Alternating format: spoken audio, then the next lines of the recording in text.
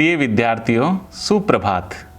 आज हम स्पर्श भाग 2 में संकलित कविता मनुष्यता पढ़ने जा रहे हैं, जिसके कवि राष्ट्रवादी मैथिली शरण गुप्त हैं। इस कविता में एक मनुष्य के दूसरे मनुष्य के प्रति प्रेम को व्यक्त किया गया है। इसमें मनुष्यता के अर्थ को स्पष्ट किया गया है कि मनुष्यता क्या है। जब मनुष्य किसी दूसरे के परोपकार के लिए अपने प्राणों तक को भी न्योछावर कर देता है, वही मनुष्यता है। जितने भी धर्म, जितने भी जातियां, जितने भी संप्रदाय, इन सभी के भेदभाव से ऊपर उठकर मनुष्य दूसरों के परोपकार के लिए जो कार्य करता है, वही मनुष्यता है। हमें ये मान लेना चाहिए कि इस संसार में सभी व्यक्ति जिन्होंने जन्म लिया है, उनकी मृत्यु निश्चित है। इसलिए हमें मृत्यु से नहीं डरना चाहिए और हमें ऐसी मृत्यु का वर्ण करना चाहिए, चयन करना चाहिए कि हमारी मृत्यु के बाद में भी अच्छे कार्यों के लिए हमें हमेशा याद रखा जाए। कवि ने ऐसी मृत्यु को सुमृत्यु कहा है। अगर व्यक्ति की सुमृत्यु नहीं होती है, अर्थात दूसरों के लिए कार्य करते हुए, दूसरों के लिए परोपकार की भावना से कार्य करते हुए व्यक्ति यदि मृत्यु को प्राप्त नहीं होता है, तो ऐसी स्थिति में उसका इस पृथ्वी पर, इस संसार में जन्म लेना व्यर्थ है। वह इस संसार में व्यर्थ ही जन्म लिया और व्यर्थ ही मृत्यु को प्राप्त हो गया। अगर व्यक्ति खुद के लिए ही जीता है, तो यह तो उसके स्वार्थ से वशीभूत है। इसलिए ऐसे स्वार्थ से वशीभूत जीवन को कवि ने यहाँ पर पशु प्रवृत्ति कहा है। जो व्यक्ति अपने ही उद्देश्यों को पूरा करने में जुटा हुआ है, वो आजीवन अपने ही उद्देश्यों की पूर्ति में लगा होता है। ऐसी स्थिति में वह पशुओं के स्वभाव का व्यक्ति है। इसलिए व्यक्ति वही होता है जो दूसरों के परोपकारार्थ अपने जीवन को समर्पित कर देता है।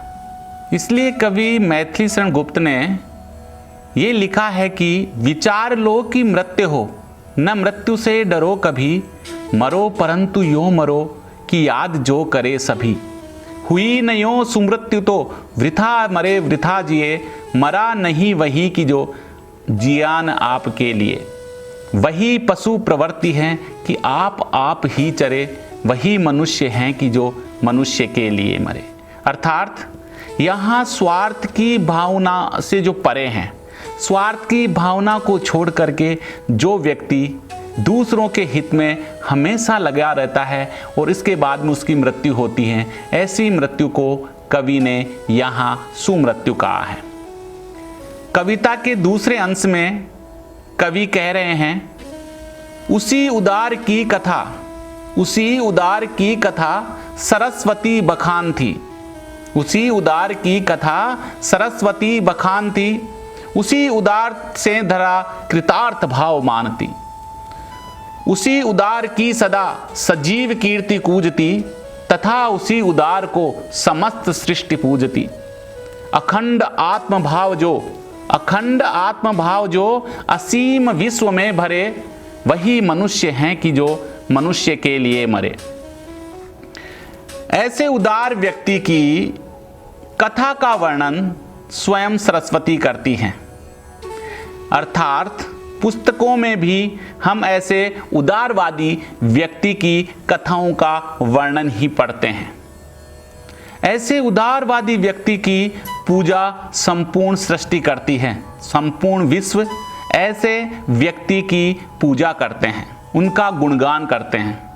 ऐसे व्यक्ति की जो कीर्ति, यश जो है, हमेशा पूरे विश्व में गुणगान किया जाता है। अर्थात ऐसे व्यक्ति का यश चारों तरफ फैल जाता है। ऐसा व्यक्ति जो आत्मभाव का यहाँ तात्पर्य है कि अपना स्वयं का भाव जो है दूसरे व्यक्तियों में भर देता है, वही व्यक्ति हमेशा याद किया जाता है। इसलिए अखंड आत्मभाव जो असीम विश्व में भरे, अखंड का तात्पर्य है कभी भी नष्ट न होने वाला, जो आत्मभाव संसार के लोगों में भर देता है। अर्थात हर व्यक्ति ये चाहे कि यह व्यक्ति मेरे लिए कार्य करने वाला है, ये मेरा भला चाहने वाला है, ऐसा आत्मभाव जो संसार के लोगों में भर देता है, वही व्यक्ति वास्तविक व्यक्ति है, वही व्यक्ति परोपकारी व्यक्ति है। ऐसे व्यक्ति की मृत्यु को ही कवि मैथिली शरण गुप्त ने सुमृत्यु कहा है। ऐसा नहीं है कि आज ही व्यक्ति परोपकार कर रहा है। इतिहास में ऐसे कई लोग हैं जिन्होंने दूसरों के परोपकार के लिए, भलाई के लिए अपने प्राणों को भी सहर्ष न्योछावर कर दिया। राजा रंतिदेव, दानवीर कर्ण, महर्षि दधीची, ऐसे कई उदाहरण हैं जिन्होंने दूसरों की मदद के लिए, दूसरों की भलाई के लिए अपने प्राणों को भी सहर्ष न्योछावर कर दिया। तो इस कविता के माध्यम से ये बात स्पष्ट की गई है कि व्यक्ति को खुद के लिए ही नहीं जीना चाहिए, अर्थात दूसरों के प्रति भी उसका प्रेम होना चाहिए, दूसरों की रक्षा करना भी उसका परम कर्तव्य है। धन्यवाद।